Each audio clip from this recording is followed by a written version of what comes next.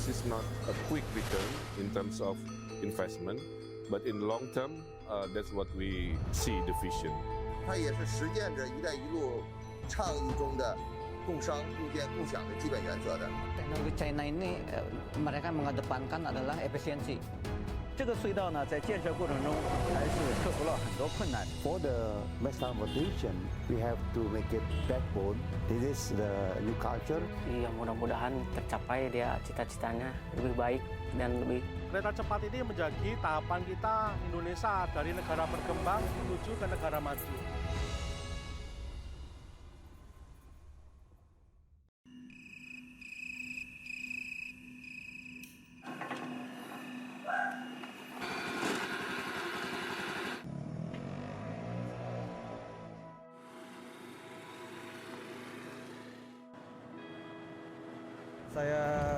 Saya Kadapi, saya berumur 39 tahun, saya tinggal di Karawang, Jawa Barat. Saat ini saya bekerja di Jakarta, di sebuah perusahaan swasta. Pertama saya dari rumah, naik sepeda motor ke stasiun Cikarang. Rumah saya di Karawang. Itu membutuhkan waktu sekitar 30 sampai 40 menit.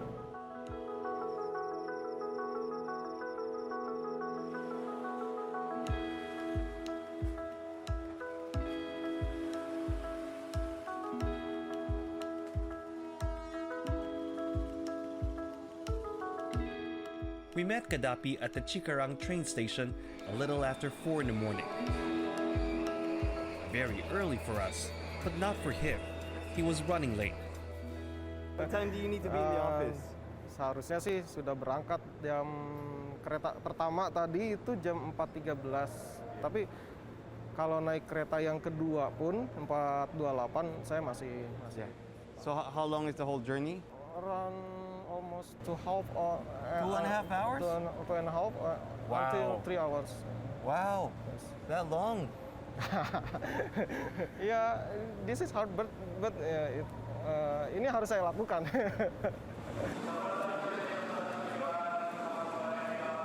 And so at exactly 4:28 a.m., off to the city we went. Pilihan lain kenapa saya naik kereta ini juga tepat waktu sih. Jadwalnya kan sudah terjadwal gitu, tepat waktu. Jadi saya bisa sampai kantor pun bisa tepat waktu. Iya, kalau naik mobil pribadi atau mobil yang tidak berbasis rel itu kan kemungkinan terkena kemacetan juga kan sangat tinggi, apalagi di Jakarta. An hour and a half and 14 stations later, we were in Jakarta. Why do you choose to do this? You know, like live in Karawang and work in Jakarta. Saya tinggal di Karawang karena pertama saya memang asli dari Karawang. Saya punya rumah di Karawang. Kalau misalkan saya harus pindah ke Jakarta, pertama properti di sana sudah mahal, rumah-rumah juga harganya sudah. And it doesn't end at this train station. Kadapi makes a quick stop to pray. Then to the bus station for another 30 minutes on the road. By this time, he is a little late for work. But in 2023, he may not have to wake up so early nor arrive late. Indonesia's first high-speed railway is due to open in 2023, and Kadapi will be right along the route.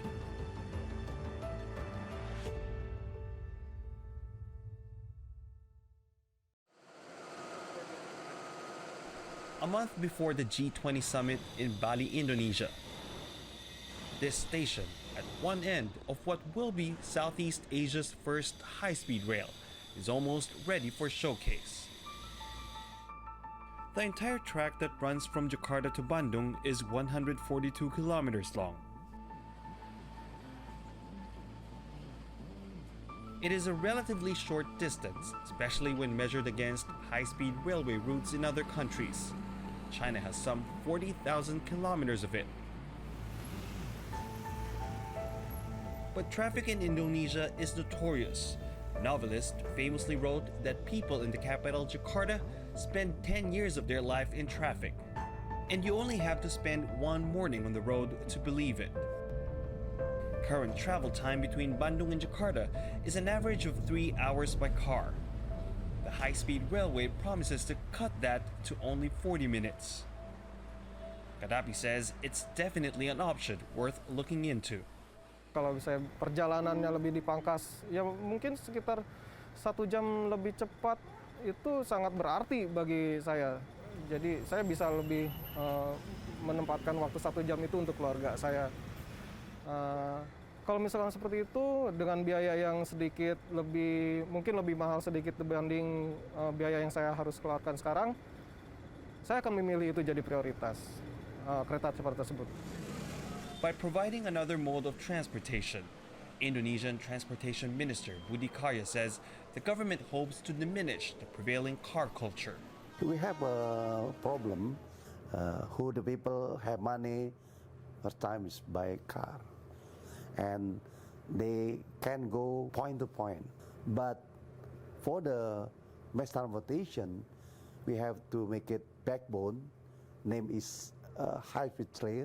That concept make it the culture, no traffic jam. Reduce the emission. Yeah, this is the new culture.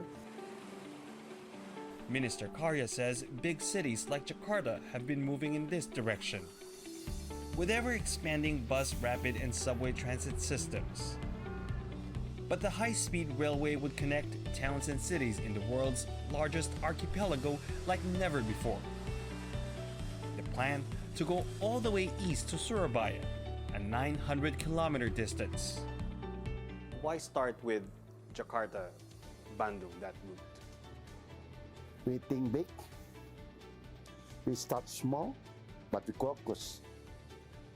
This is the philosophy, the project. How will this benefit, though, the ordinary commuter? They still living there in the center of Java, West Java, or East Java, in that city. Because very easy, go to the Jakarta and Surabaya. But the high-speed rail alone will not solve congestion. This, the governor of West Java, Ridwan Kamil, knows.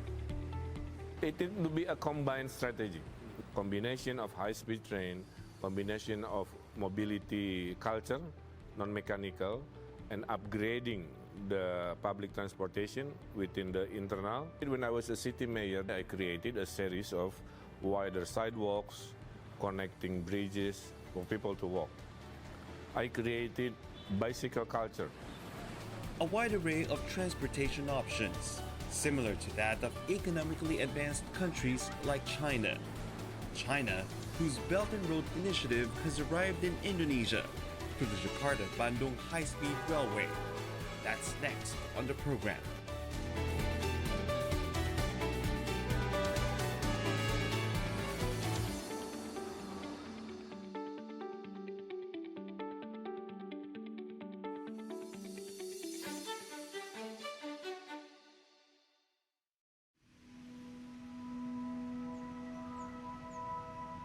China's astonishing rise to prosperity took place within just a few decades, from dirt roads to multi-layered highways, from road bikes to motor vehicles, and now transitioning to cleaner, more energy-efficient transportation, including electric-powered high-speed trains.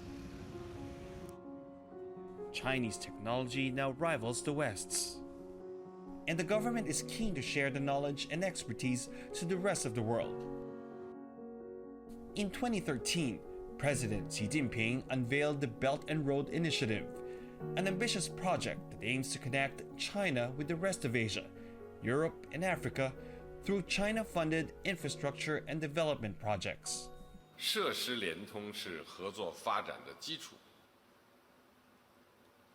我们要着力推动陆上、海上、天上、网上四位一体的联通，聚焦关键通道、关键城市关键项目，连接陆上公路、铁路道路网络、海上港口网络。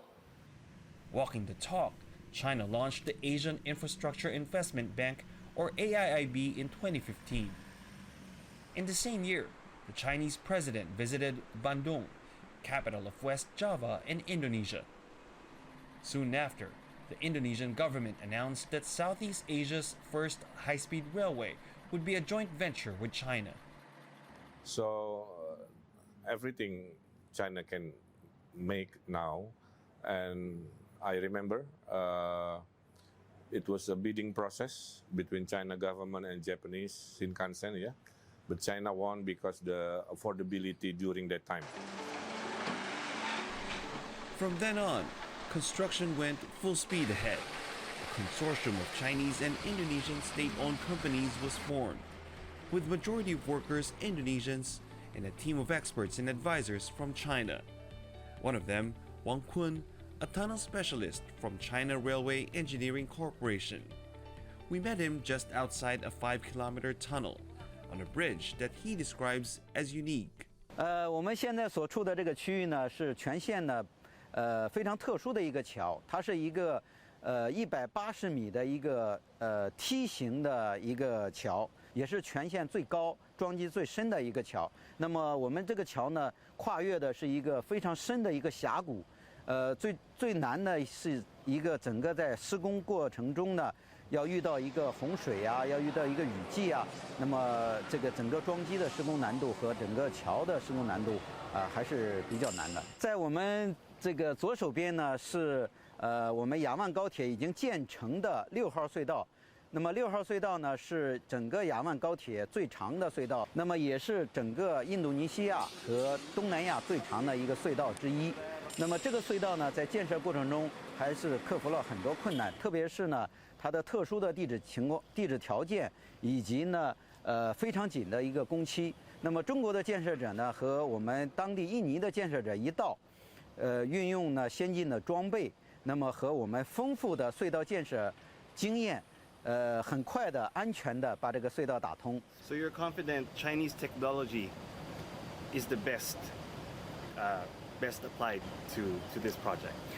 我可以这么讲，中国的隧道方面呢，在隧道领域的这个技术呢是全球领先的，因为我们每年建成的隧道的里程，几千公里，所以呢，我们在这方面积累了非常非常丰富的资源和经验。Wang Kun's Indonesian counterpart, Jamaluddin Qasim, agrees. Teknologi China ini mereka mengedepankan adalah efisiensi. Jadi semua pekerjaan itu harus terukur. Kondisi geologi tanah di Indonesia ini termasuk yang tidak baik atau sangat buruk bila dibandingkan dengan di China. Sehingga perlu model-model tertentu, perlu perlakuan-perlakuan tertentu sehingga kita bisa menggali terowongan ini tanpa ada accident atau kita adalah safety adalah nomor satu. Kalau untuk compare-nya, kalau dari sisi teknologi setiap waktu di-update ya, setiap waktu selalu ada kekinian.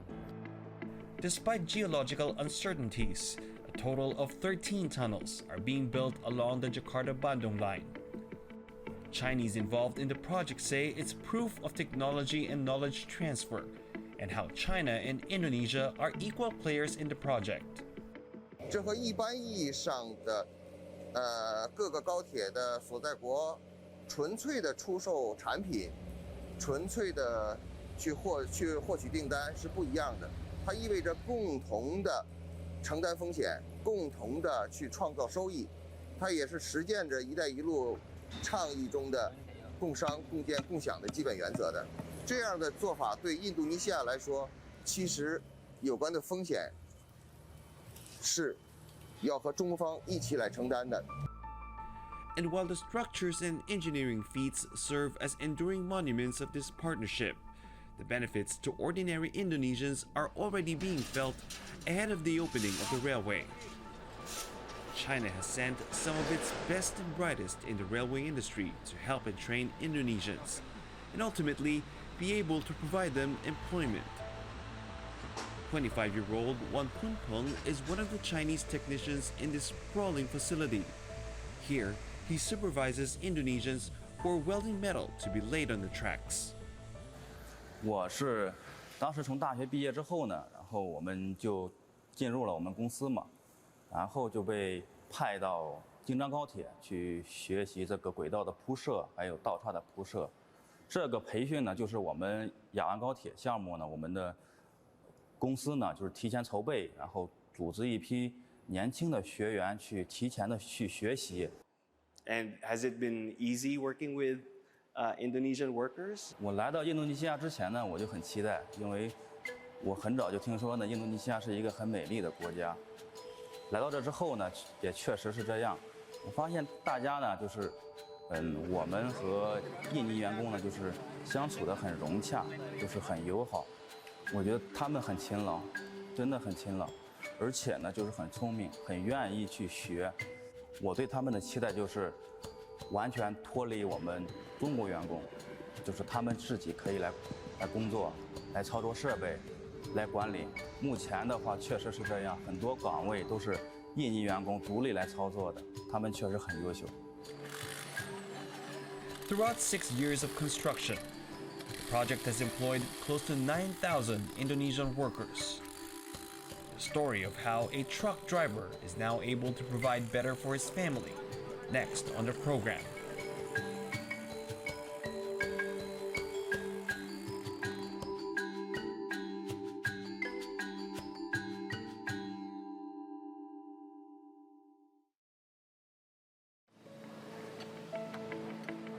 Construction of Indonesia's high-speed railway began in 2016.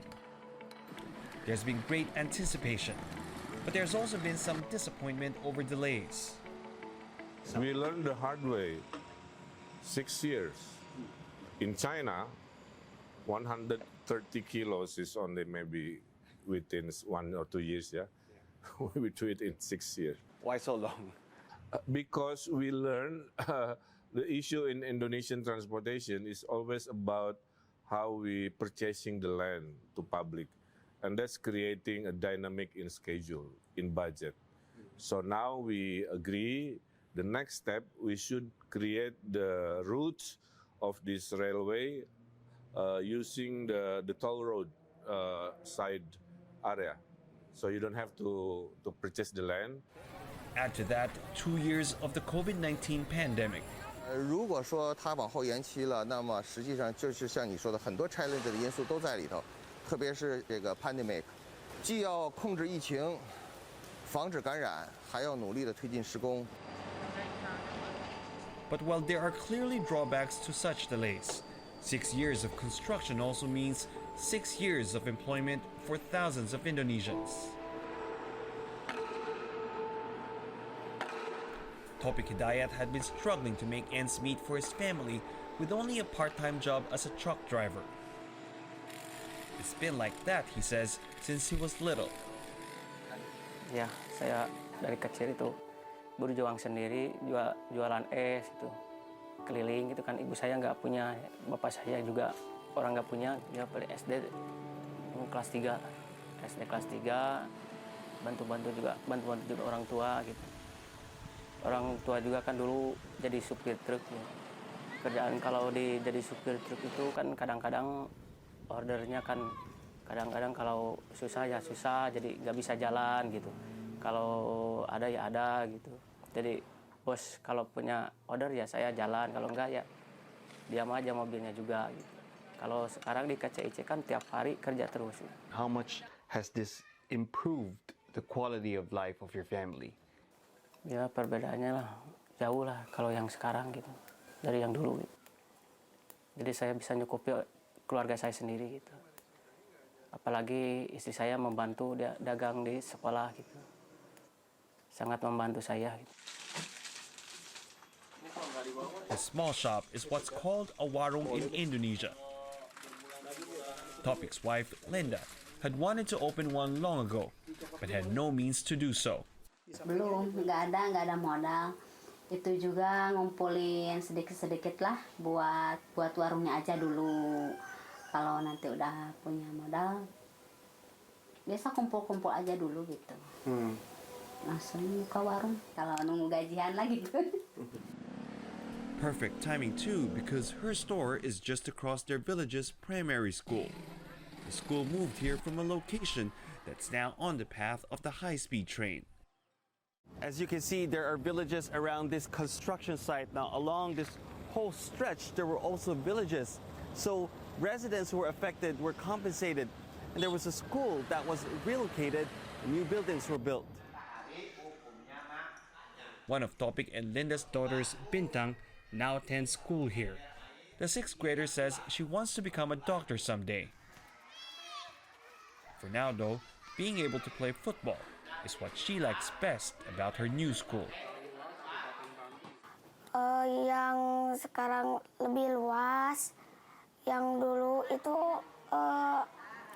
gak luas saja, itu agak sempit. Is it easier for you to learn? Is it more comfortable for you to learn? Main bola sama bermain sama teman-teman. The school's headmaster, Asep Sumantri, says there was some initial resistance to the plan of the high-speed rail's contractor to move the school. But it wasn't long before educators and parents alike saw the benefits of a newer facility. Sekolah lama kita tidak memiliki yang namanya perpustakaan, library, nahef, terus lapangan seperti ini nggak ada, dan alhamdulillah sekarang kita memiliki lapang, punya masjid, punya juga perpustakaan. Terus kelas juga sangat mendukung karena sangat representatif dan nyaman untuk belajar mengajar, dan juga di sini tempatnya di tengah-tengah kampung sehingga tidak terdengaran kebisingan dari kendaraan. Bintang's parents do see her learning better in the new facility. They now have higher hopes for her dream of becoming a doctor. Dia suka belajar sama teman-temannya di sini. Suka ngajak teman-temannya belajar di rumah gitu. Di rumah di sini. Dia suka ngajak teman-temannya belajar sama-sama. Seneng banget ya. Enak katanya. Sekolah di sana enak pemasan. Iya, mudah-mudahan tercapai dia cita-citanya lebih baik dan lebih, ya kalau dia mau jadi dokter, mudah-mudahan jadi dokter untuk menolong orang lain gitu, dan mudah-mudahan ada rezekinya gitu buat dia. A brighter future may now be a step closer. But here's what's making Bintang happy now. A motorcycle that her father could finally afford for her. Senang.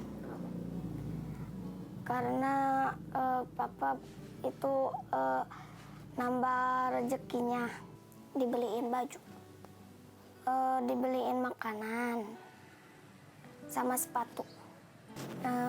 Teman-teman itu sudah bisa motor, nah terus Bintang diajarin sama papa buat bisa motor gitu, biar bisa ke mama gitu.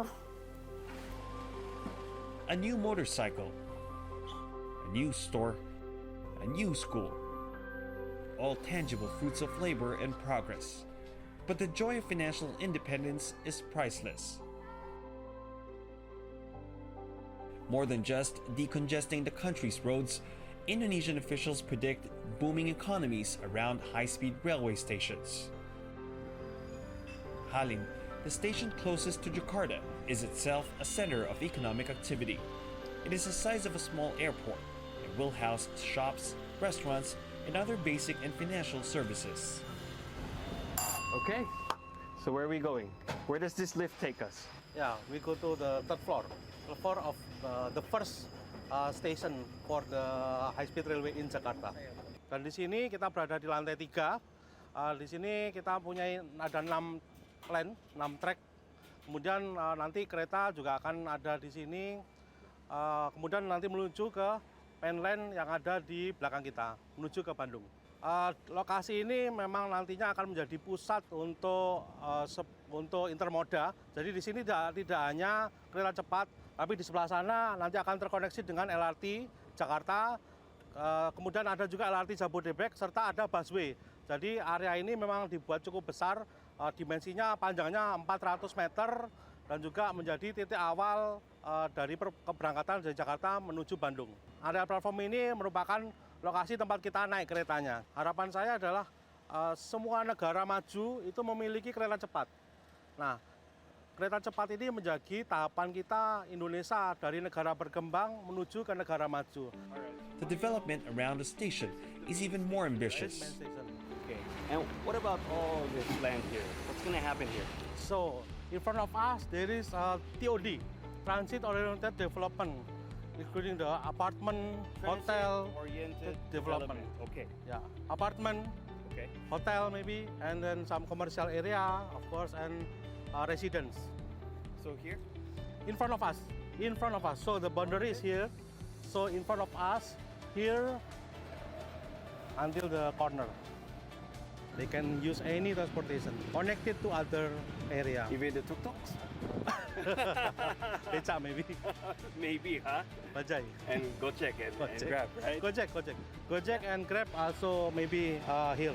They already have some visit here. It is a master plan that mirrors what has been the blueprint for China's rapid urbanization. Chinese experts have found that the high-speed railways have had positive effects on economic growth by stimulating GDP and increasing employment.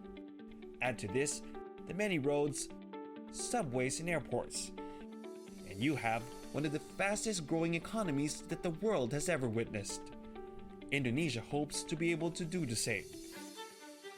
So when we have this high-speed train, it will promote what we call it the new economic growth. Yeah, because within the stops of this high-speed train, we are agreed to plan a new town.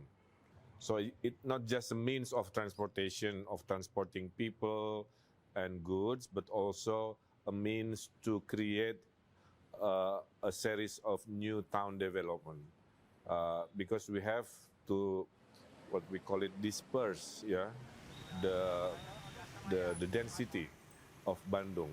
We know this is not a quick return in terms of investment, but in long term, that's what we see the vision. A vision, a shared future between China and Indonesia and the rest of the region. One family, one school, one railway, and one city at a time.